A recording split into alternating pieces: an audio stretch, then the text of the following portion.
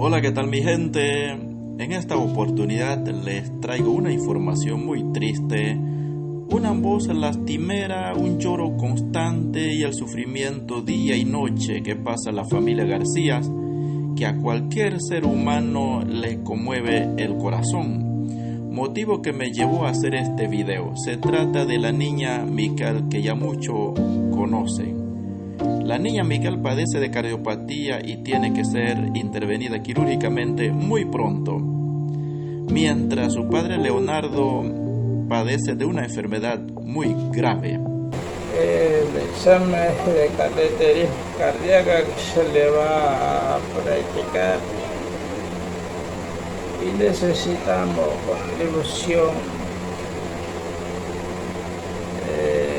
de cada uno de ustedes, por favor. Se lo agradezco y mucho. De mil maneras, Dios se lo pagará. Gracias a todos. Pasen buen día. En el mes de julio de este año dimos a conocer la hermosa niña en redes sociales. Se trata de la niña Mical. Sabemos que esta niña sufre de cardiopatía y tiene que ser intervenida quirúrgicamente muy pronto.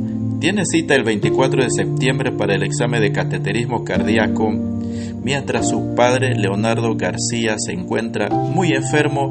Así es que mi gente, esta familia García está pasando un momento difícil y necesita de nuestra ayuda. Hoy son ellos, mañana puede ser usted o yo.